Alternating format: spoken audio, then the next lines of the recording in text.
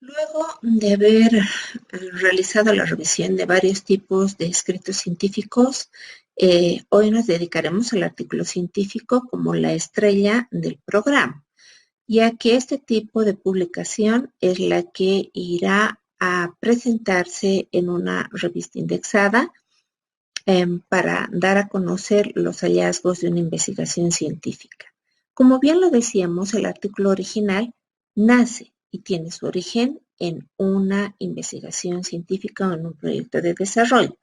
Por lo tanto, el mismo tiene que tener cierto grado de rigidez metodológica, tal como lo tuvo la investigación realizada. En este sentido, el artículo original debe seguir una organización que es respaldada a nivel internacional y aprobada a nivel internacional y se usa en la mayor parte de las revistas de interés, en la cual se describe la introducción, el material y los métodos, los resultados y finalmente la discusión, donde se deberá exponer una redacción clara, muy explicativa, exponiendo resultados propios que han sido validados debidamente durante la investigación. ¿Cuál es el objetivo del artículo científico original? El objetivo de este tipo de artículo es de que el investigador trate de emitir la información al lector, al destinatario, para que éste comprenda cuál fue el argumento por el cual se desarrolló la investigación y la demostración de los hallazgos de su investigación.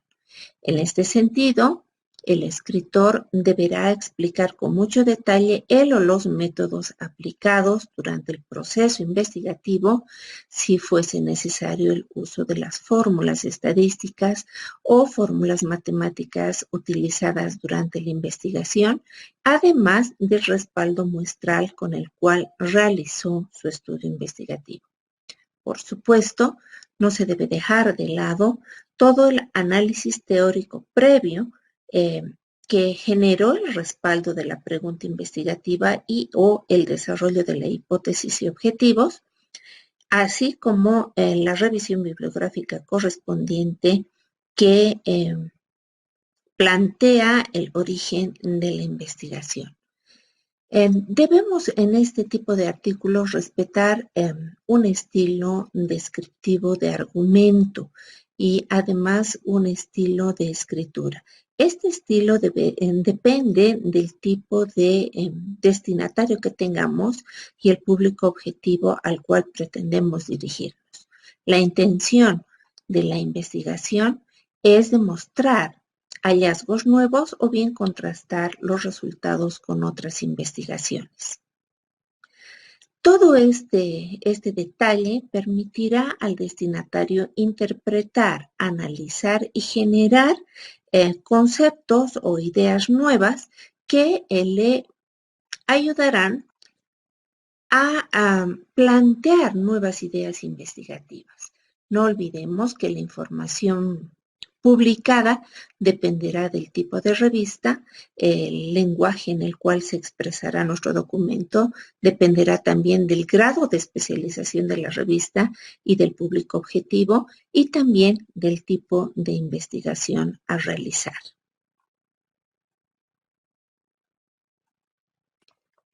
¿Qué características debemos tomar en cuenta para escribir un artículo original? Primero es la profundidad del contenido con el cual nosotros queremos dirigirnos al público objetivo. En ocasiones, los investigadores no se percatan de la complejidad del artículo redactado y presentado a las revistas científicas. En este sentido, se pone a disposición de todos el Gann-Fogg Index, que es un software muy fácil de utilizar que se encuentra en línea, en el cual ustedes pueden insertar en este acápite, en este recuadro, 100 palabras de su documento, idealmente en el área de material y métodos, para que éste pueda calcular el grado de complejidad de la lectura.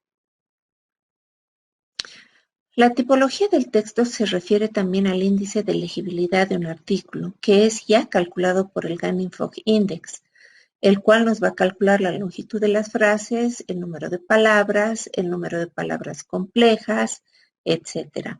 ¿Cómo se analiza el Ganning-Fogg Index? Hay un valor que se considera aceptable para el nivel universitario, de tal forma que los niveles entre 15 y 16 son aceptables para un nivel universitario básico, mientras que valores mayores a 25 nos hablan de gran complejidad del documento. Dentro de las características tiene también que estar la capacidad expositiva descriptiva del artículo, de tal forma que se recomienda que un cuarto de todo el escrito esté enmarcado en la primera parte, que incluye el título, el resumen y las palabras clave, mientras que 2/4 de toda la documentación debería ser trabajada en introducción y material y métodos, haciendo mayor énfasis en la segunda parte. Un cuarto restante deberá ocupar la redacción de los resultados y la discusión del estudio. Del mismo modo, una de las características también importantes del artículo de investigación es la objetividad del estudio y la capacidad de réplica del mismo. ¿Cómo iniciar un artículo original entonces? Evidentemente puede parecer una tarea compleja que requiere varios pasos a seguir. Lo primero que se debe pensar es qué tipo de estructura se va a colocar al texto y cómo voy a escribir para que la información sea comprensible. Para ello repetimos el IMRID, introducción, material, métodos, resultados y discusión, pasan a ser una ayuda muy importante al momento de organizar la información. Entonces damos el primer paso. ¿Qué vamos a escribir? El qué escribir es la información resumida de la investigación realizada. Toda el área que corresponde a antecedentes, justificación, objetivos e hipótesis deberán ingresar dentro de la introducción, además del contenido importante que consideren sea relevante del marco teórico. El segundo paso a seguir es hacia quién me voy a dirigir y qué grado de complejidad voy a colocar en las palabras. Esto también dependerá del tipo de investigación y del nivel investigativo. En los niveles investigativos más bajos tendremos que realizar explicaciones mucho más sencillas, mientras que en los niveles investigativos más altos, como el predictivo, el experimental o el analítico, la exposición debe ser más compleja. Por supuesto, los objetivos del estudio deberán también definir el grado de profundidad de la redacción.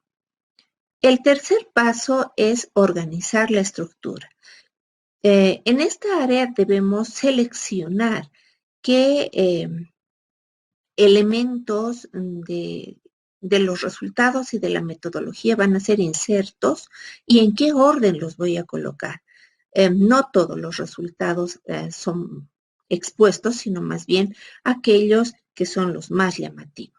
Finalmente, y una vez terminado el documento, se presentará a la revista científica a la cual queremos postular para que ésta realice la revisión y análisis de nuestro escrito. Una vez que ya hemos diseñado en forma global nuestro artículo original, debemos revisar nuevamente el documento. Para ello, debemos ver que este tenga una idea muy clara, revisar que no hay errores ortográficos, que no haya alteraciones gramaticales, que no tengamos problemas terminológicos, que la tipografía sea la adecuada y si realmente cumple con todos los requisitos, podemos empezar a redactar las conclusiones y agradecimientos y finalmente presentar la información. El formato y la estructura de los artículos originales es diferente, como ustedes han visto, a los anteriores. ¿Por qué es diferente? Porque debemos presentar información que vaya a respaldar la ciencia y esta debe ser de manera organizada para que todo aquel que recibe esta información la comprenda y la organice casi de la misma manera. Sin embargo, el contenido de la información va a variar de acuerdo a la asignatura o al tema de estudio y a la profundidad de la investigación. No olvidemos que de acuerdo a las capacidades, además del escritor y del investigador, la redacción y los objetivos escritos pueden ser también diferentes.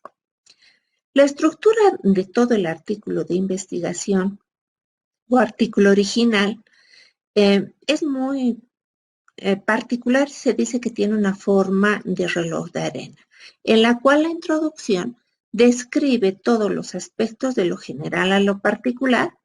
El procedimiento es el cuerpo mismo del estudio donde están los materiales y los métodos, y finalmente la discusión describe de lo particular a lo general, tratando de responder los objetivos planificados y expuestos en la introducción, de tal forma que el lector pueda comprender qué es lo que se trabajó, por qué se trabajó, cómo se trabajó, qué se encontró y qué es lo que se propone desarrollar.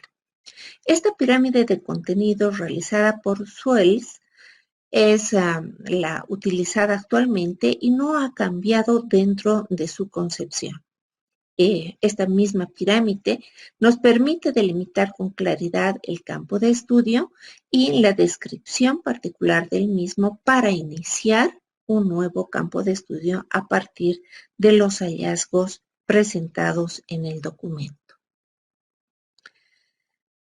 La organización de la estructura misma del artículo original se resume en 3 bloques. El primero, que es el título, que debe ser muy explicativo, muy orientador y muy llamativo.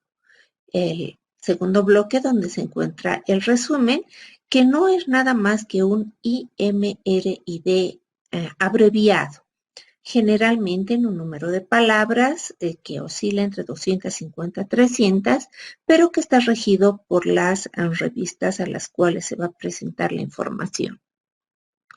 El tercer bloque de la primera parte es la introducción, donde está el estado de cuestión y objetivos, la identificación del problema, la hipótesis y la descripción de los vacíos de información que han sido razón del estudio. El segundo bloque importante tiene a su vez 3 subbloques, en el cual están los materiales y métodos, donde se describen todos los procedimientos y acciones ejecutadas de manera detallada, además de una contextualización de los mismos y de todas las actividades realizadas que hayan permitido el logro de los objetivos. A su vez, los resultados presentan solamente aquellos datos llamativos que han dado lugar a la discusión y a las recomendaciones del autor.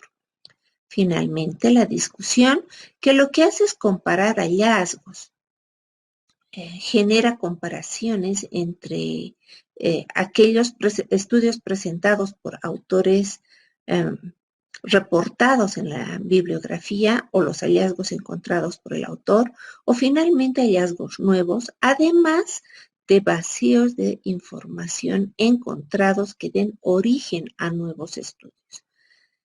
También se plantean las recomendaciones y los agradecimientos a todas las personas que hayan participado en el estudio. También a las instituciones, por supuesto.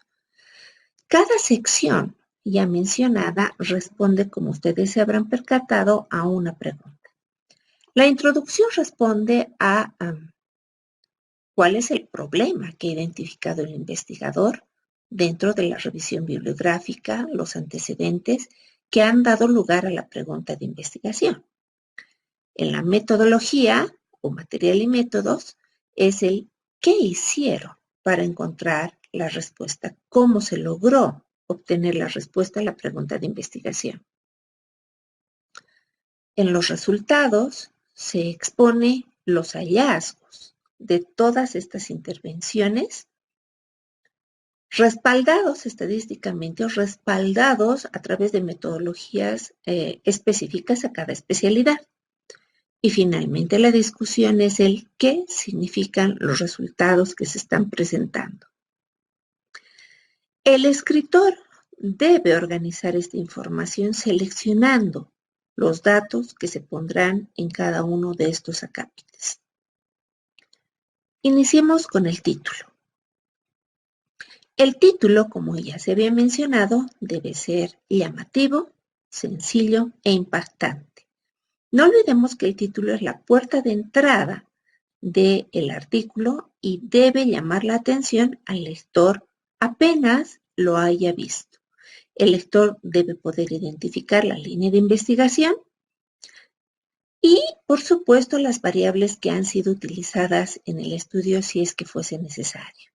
Generalmente, el título es la fuente más grande para obtener datos de indexación de los artículos y se sugiere no sobrepasar las 15 palabras. ¿Cómo se observan los títulos originados en investigaciones? Hay diferentes formas de diseñar un título investigativo. La primera es plantear el propósito, la línea de investigación, la población de estudio y el tiempo y lugar si es que este fuese necesario. En todo caso, se sugiere siempre tener la menor cantidad de palabras sin que esto sea limitante, solo que el título debe ser lo más expresivo posible para que el lector identifique con claridad qué es lo que se pretendía hacer en la investigación. Se sugiere además evitar subtítulos o abreviaciones que no informen sobre la necesidad de ese estudio. Por ejemplo, palabras como informe de, estudio de, observaciones sobre, deben ser excluidas idealmente de los títulos del estudio. Este título debe ser en lo posible breve y conciso y permitir la indexación del material dentro de las fuentes o repositorios bibliográficos. Los títulos en forma general tienen un componente emotivo, un componente de seriedad y una palabra clave, a la cual se puede añadir el tiempo y lugar o lo que se va a llamar el reflejo del contenido. Este reflejo del contenido también a su vez puede estar centrado en el contenido, en el método y en el objeto, o bien utilizar la palabra clave para obtener las conclusiones. Por ejemplo, en el área emotiva se podría escribir un ejemplo como este, que son las modificaciones de la conducta social en menores de 15 años que consumen alcohol. Las palabras clave acaban a ser consumo de alcohol. Por ejemplo, si yo quiero terminar este título en función al reflejo del contenido centrado en el contenido, podría añadir un área que se relaciona a la localización. Por ejemplo, modificaciones de la conducta social en menores de 15 años que consumen alcohol en el área urbana y rural del departamento. Y ahí me estoy centrando en el contenido del estudio. Si me interesaría ver el título centrado en las conclusiones utilizando las palabras clave, podría escribirlo: modificaciones de la conducta social en menores de 15 años que consumen alcohol en situación de calle. En el momento que diseñamos el título, intentamos de que la acción determinada dentro del mismo sea perseguida por el lector, de tal modo de que el propósito, la línea de investigación y la población deben ser el eje principal de toda la redacción del título, intentando de que este sea claro, conciso y sobre todo explicativo. Inmediatamente después del título se colocan a los autores, que es un tema que sí he querido tocarlo de manera especial, debido a que se reportan con mucha frecuencia conflictos entre los autores y el derecho de propiedad intelectual, de tal forma que la primera persona consignada en los autores es el autor principal, quien generó la idea y desarrolló el trabajo o bien conoce todos los detalles relacionados a la investigación. Los coautores son las personas que siguen al autor principal en función al porcentaje de colaboración directa o indirecta que se realizó en la obra. ¿Quiénes se van a considerar entonces autores? Se consideran autores todas las personas naturales, no jurídicas, que crean una obra, que han desarrollado la obra desde su nacimiento, la han seguido y conocen todas las características y detalles de la misma. Los autores, una vez que han registrado el documento dentro del servicio de propiedad intelectual, tienen esta propiedad intelectual hasta 50 años después de su muerte y todos los derechos patrimoniales de explotación son cedidos a sus herederos. El coautor es una persona natural no jurídica que apoya la creación de una obra, pero solamente interviene en áreas de la obra y su participación no es la generación de la obra misma. Participa en porcentajes diferentes, por lo cual su localización y el orden de su localización dependerá de su grado de participación. Sin embargo, debemos aclarar que las autorías y coautorías varían de acuerdo al tipo de obras realizadas. Por ejemplo, hay obras en colaboración donde sí hay varios autores, porque han trabajado cada uno en un porcentaje similar, pero han compilado todos ellos una sola obra en la cual se nombra a un representante en calidad de editor de la obra. Es una propiedad unitaria y se distribuye en función al grado de colaboración. En este caso, los autores deben registrar su autoría antes del desarrollo de la investigación, haciendo un acuerdo escrito en el cual se determina su grado de participación. Del mismo modo, hay las llamadas obras colectivas, que son obras realizadas por varias personas, pero lideradas por una persona natural o jurídica, quien es la que va a registrar en la propiedad intelectual y por propiedad patrimonial la obra ejecutada y que va a estar bajo su nombre. También esto debe ser registrado en un documento jurídico que detalle estas características de participación. Sin embargo, también tenemos la obra por encargo. La obra por encargo es aquella en la cual una persona o una institución, que es la que tiene la idea de una investigación, solicita a un tercero la ejecución de esta investigación o proyecto de desarrollo bajo los lineamientos diseñados por la institución solicitante y o patrocinante. El investigador lo que hace es ejecutar las actividades solicitadas bajo un contrato específico en el cual se detalla cuál es su grado de participación. Este contrato le asegura de que él es el propietario intelectual, pero no es el propietario patrimonial de la obra. El propietario patrimonial de la obra es la persona que lo solicitó. Por lo tanto, es esta persona o institución quien tendrá el derecho libre de explotación. Continuaremos este tema en el segundo capítulo. Se los invita a participar en el mismo.